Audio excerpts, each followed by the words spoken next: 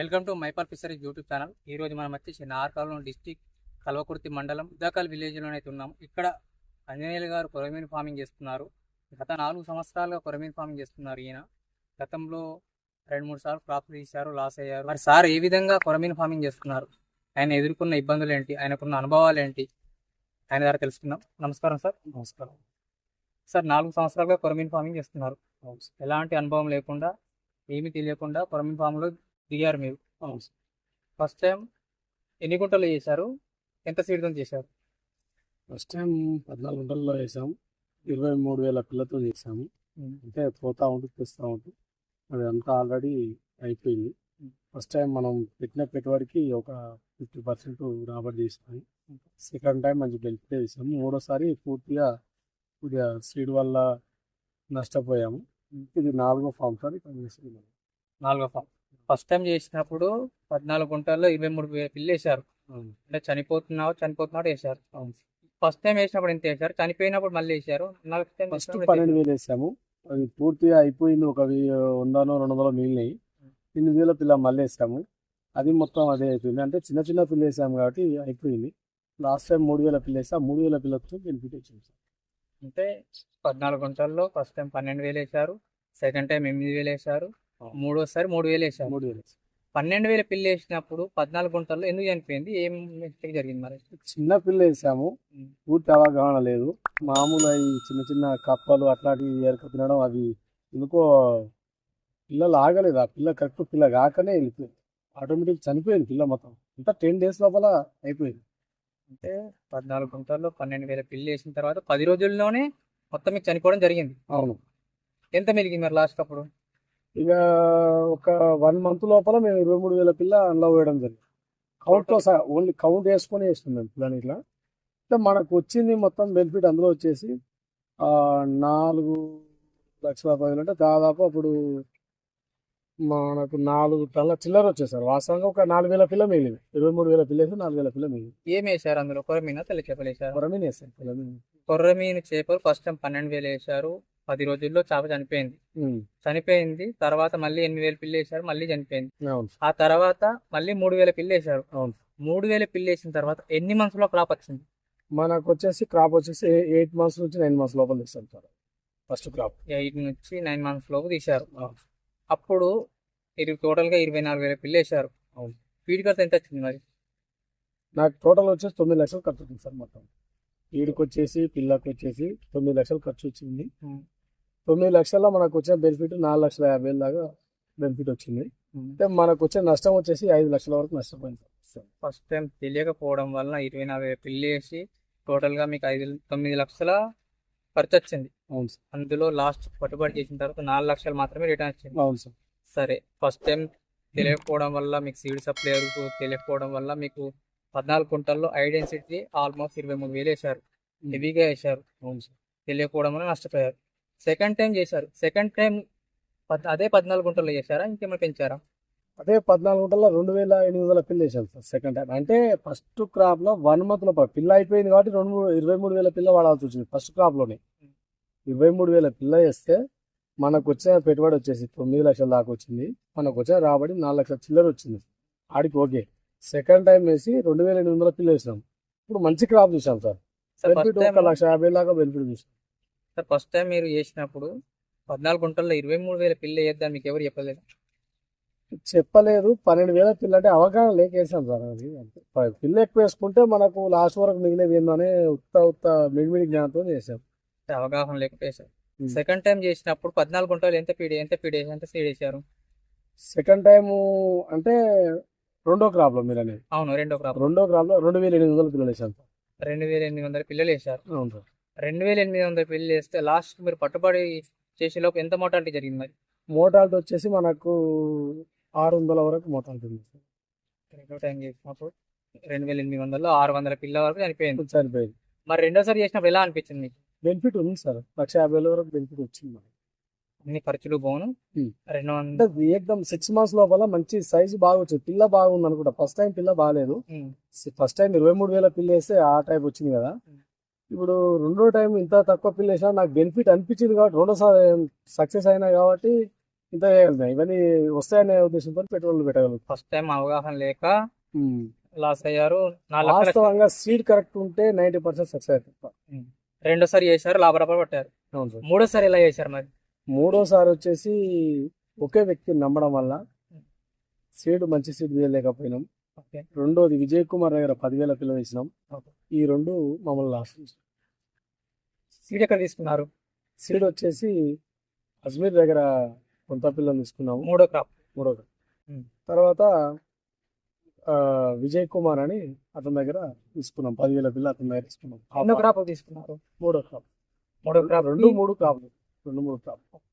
Pond's వేరే కానీ క్రాప్లు అనే ఒక సీజన్ లో జరిగినాయి కదా. అంటే ఒక పాండ్ లో వచ్చేసి అజ్మీర్ గారి దగ్గర తీసుకున్నారు. అవును సార్. రెండో పాండ్ లో విజయ్ కుమార్ గారి దగ్గర తీసుకున్నాం. విజయ్ కుమార్ గారు తీసుకున్నారు. ఓకే. అవును సార్. మరి రెండు వేరు పాండ్ లో చేశారు, వేరు వ్యక్తులు తీసుకున్నారు. ఎలా అనిపించింది, ఎలా చేశారు? విజయ్ కుమార్ పూర్తి లాసు, అజ్మీర్ దగ్గర 50% సక్సెస్. అంటే అజయ్ కుమార్ మాతో అనుసంధానంగా నడుస్తున్నాడు. ఎట్లా అంటే మాకు తెలియదు, తెలుసు, మిడిమిడి జ్ఞానం మాకు ఇంతే తెలుసు, వాస్తవం చెప్పింది కాబట్టి మేము అజయ్ కుమార్ని సైన్ చేసి చేయలేకపోతున్నాం. అజ్మీర్ని విజయ్ కుమార్ అనే అతన్ని మొత్తంలో ఆయన మన రాష్ట్ర స్థాయిలో పనిచేస్తున్నాడు. ఆయన లీడర్ అని చెప్పుకున్నాడు. ఒక రేటు విషయంలో ఇట్లా ఎక్కడ తగ్గలే. ఇద్దరు మాఫియా డాన్ టైప్ అతన్ని. చాలా వరకు ఆయన వల్ల మేము మోసపోయాం. ఆయన దగ్గర ఎంత తెచ్చారు సీడ్? 10,000 పిల్లలు తెచ్చారు. 10,000 పిల్లలు తెస్తే ఎంత పట్టుబడి చేశారు, ఎంత మోటాలిటీ జరిగింది? ఆయన దగ్గర పట్టుబడి చేసింది మొత్తం ₹1,00,000 బెనిఫిట్ చూసాం సార్. మొత్తంలో 4 లక్షల చిల్లర పెట్టుబడి. సార్ అంటే ఇప్పుడు సార్ దగ్గర 10,000 పిల్లలు ఇచ్చారు, లక్ష చిల్లర. అందులో ఎంత మోటాలిటీ జరిగింది అంటున్నాను. వచ్చిందే మనకు అంత సైజు పెరగక అంత గింత కూడా పిల్లలు మస్తు ఉన్నాయి. గింత పిల్లలు అయ్యి అంత పావు కిలో కంటే పిల్లలు పెరగలే. దాన కరెక్ట్ చేసాం, ఫీడ్ కరెక్ట్ ఇచ్చాం. ఎన్ని మంత్స్ చేశారు కల్చర్? అది 6-7 మంత్స్ చేశాం. 6-7 మంత్స్ చేశారు. ఆ 6-7 మంత్స్ లో ఎంత చనిపోయింది చేప పిల్ల? మోటాలిటీ వచ్చేసి 50% పోయింది సార్. ఉన్న 50లా మనకు సైజులు చక్క రాక రేట్ రాదు. మనకు వచ్చిందే 1,10,000 వచ్చింది మొత్తం దీనికి. ఓకే. మూడో క్రాప్. మరి నాలుగో క్రాప్ ఎక్కడి నుంచి తీసుకొచ్చారు, ఎక్కడి నుంచి చేస్తున్నారు? నాలుగో క్రాప్ వచ్చేసి మళ్ళీ ఫస్ట్ తీసుకునే వ్యక్తి దగ్గరనే 5,600 పిల్లలు ఇదే పాండ్ లో వేస్తున్నాం ఇప్పుడు కల్చర్. ఓకే. ఈ పాండ్ లో చేస్తున్నారు. ఇప్పుడు 1 మంత్ అయింది. ఇది మీ హయాంలో మైపాల్ ఫిషరీస్ వాళ్ళ హయాంలో మీ మెయింటెనెన్స్ లో పిల్ల సీడ్ అయితే మీది కాదు, సీడ్ అక్కడ తీసుకున్నాము. మీ అన్వేషణలో ఇప్పుడు స్టార్టింగ్ చేస్తున్నాం సార్. ఓకే. ఇందులో చేస్తున్నారు. మీరు ఇంతకుముందు 3 సార్లు 4 సార్లు క్రాప్ తీశారు. ఆ టైంలో మీకు డౌట్ వచ్చినప్పుడు కానీ, డిసీజ్ వచ్చినప్పుడు కానీ మెడిసిన్స్ కోసం ఎవరు కాంటాక్ట్ అయ్యారు? కాంటాక్ట్ వచ్చేసి ఎర్రవెల్లి శేఖర్ అని ఉంటుండే డాక్టర్, ఆయన కాంటాక్ట్ అయ్యాము. ఆయన పర్యవేక్షణలో చేశాం సార్. ఎలా వాడారు, మెడిసిన్స్ ఎలా ఎక్స్ప్లెయిన్ చేశారు, మరి ఎలా అనిపించింది, రిజల్ట్ ఎలా ఉంది? వాటర్ టెస్ట్ చేసేది, టెస్టింగ్ లో తీసుకుపోయి వాటర్ టెస్ట్ చేసేది, మెడిసిన్ ఇక్కడికి వచ్చేది ఇట్లా ఒకసారి ఇచ్చిండు. ఓకే. ఇక ఏమున్నా అని లాభాలు అయితే లేవు సార్, పెద్ద అయితే ఫలితం కనిపించలేదు. మెడిసిన్ లో ఖర్చులు ఎక్కువ ఉన్నాయి, ఆమదాం తక్కువ ఉంది. ఫీడ్ వచ్చేసి మెడిసిన్ వచ్చేసి ఇంతకుముందు యూనో కానీ ఇంకోటి మన వేరే ఫీడ్ ఇంకోటి ఏదో ఉంది, అది గ్రోవెల్ కానీ యూనో కానీ అవి రెండు కాస్ట్ ఎక్కువ. అవి ఎంత తిన్నాను గ్రోత్ అంతే ఉంది. సేమ్ ఈ హ్యాబిట్స్ ఇట్లా సేమ్ ఎట్లా మన ఎదుగుదల బాగుంది సార్. ఇది ఇప్పుడు ఏ ఫీడ్ వాడుతున్నారు మరి? Habits water. గతంలో మీరు 2 వాడారన్నారు. ఇంకోటి మూడో క్రాప్ లో సెకండ్ క్రాప్ లో ఇట్లా నేను సెకండ్ క్రాప్ తీసినప్పుడు వీళ్ళు చెప్పారు యూనోలా ఒకటి ఏంటంటే ఎదుగుదల ఉంటుంది కానీ నష్టాలు ఇట్లా అంతే ఉన్నాయి.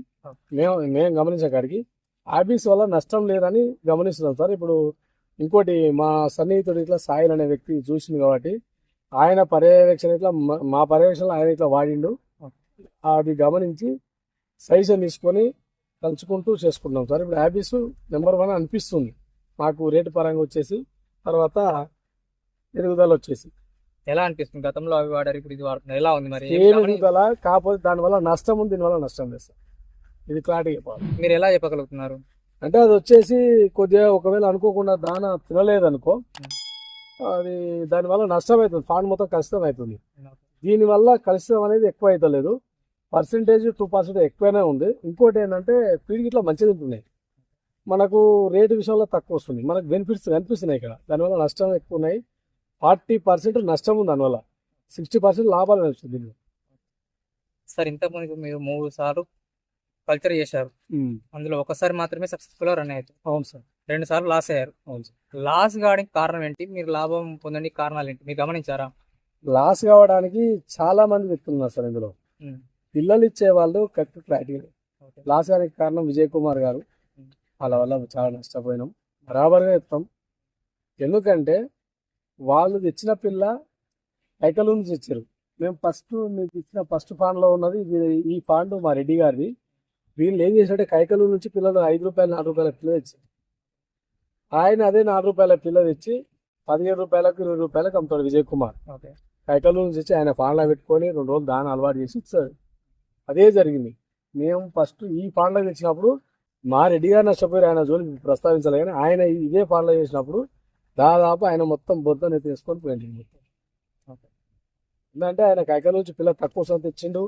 తర్వాత స్పీడ్ వచ్చేసి గ్రోవెల్ వాడిండు. డిసీజ్ వచ్చేసి ఆయన సొంతంగా ప్రవర్తించిండు, ఫెయిల్ అయిండు, వెళ్ళిపోయిండు. సంవత్సరం అయితే ఎక్కలేరా. ఇది క్లియర్. ఈ ఫాండ్ నాకు ఇంటికి ఇచ్చిపోయిండు.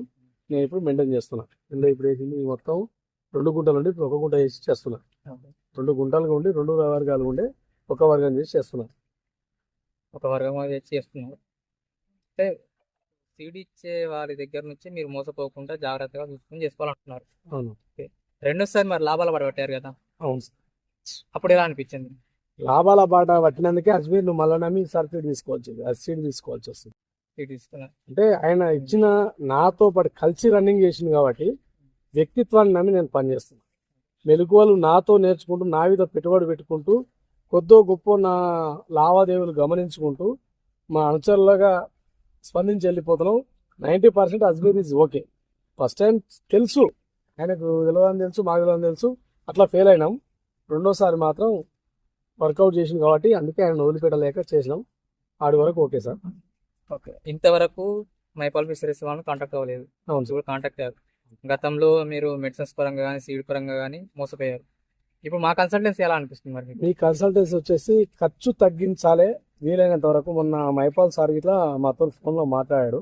ఓకే. ఒక మాట చెప్పారు ఆయన, ఫీడ్ కాస్ట్ ఇంకా తగ్గించాలంటే కొద్దిగా అదేది మన పురుగులు తయారు చేసి బిఎస్ఎఫ్ తయారు చేపించి అవి దానివల్ల ఇట్లా మీరు బెనిఫిట్ తీసుకొచ్చారని చెప్పి. అంటే ఒకటి రైతుల కోసం పనిచేసిన నాకు ఆ రోజు అర్థమైంది. ఆయన ఏం చెప్పారంటే బిఎస్ఎఫ్ తయారు చేసుకుంటే మీరు ఇంకా కొద్దిగా లాభాల బాట పడవచ్చు సార్. వాస్తవంగా మీరు ఆ ప్రయత్నం చేయండి అంటే, సార్ మాకు తెలియదు కానీ ఇట్లా అన్నాను. నేను ఫోన్లో మాట్లాడినా. అంటే మేము మా వ్యక్తులను పంపిస్తా, మీరు దానితో కొద్దిగా ప్రయత్నం చేయండి, కొద్దిగా ఖర్చులు తగ్గించి లాభాల బాట పట్టండి అని అన్నాడు. అంటే వాళ్ళ కంపెనీ దానా కానీ వాళ్ళ కంపెనీ ఏమైనా వస్తువులు కానీ వాడండి అని ఎక్కువ టార్చర్, ఎక్కువ ఇది మన ఫోర్స్ కానీ ఎక్కువ చేయలే. మాకు నచ్చిన విధానం ఏంటంటే పిల్ల ఇచ్చే విధానంలో దానికి ఏమేమి క్వాలిటీస్ ఉన్నాయి, ఏమున్నాయి పూర్తి పర్యవేక్షణ మీరు చేస్తున్నారు. అది మాకు నచ్చింది సార్. ఓకే. ఈ విధానం ఏంటంటే ప్రతి ఒక్కటి ఇప్పుడు మీ ఉదయం సంధి గమనించాలని ఓపెన్గా చెప్తున్నా, మీ ఓపిక, మీ చేసే విధానం, పద్ధతి మాకు బాగా నచ్చింది. ఎందుకంటే ఇంతగానో మేమే టైం ఇస్తలేము. యాక్చువల్గా మీరు ఇస్తున్నారు అంటే మా కోసం మీరు రేపు రాబోయే తరానికి ఏదో చెప్పాలనే ఉద్దేశంతో పనిచేస్తున్నారు. ఖచ్చితంగా సక్సెస్ అవుతున్నాం సార్. ఖచ్చితంగా బాగుంది. తక్కువ ఖర్చు చేసి ఎక్కువ లాభాలు తీసుకోవాలనే ఆలోచన మైపాల్ సార్ తీసుకున్నందుకు సార్కు ధన్యవాదాలు.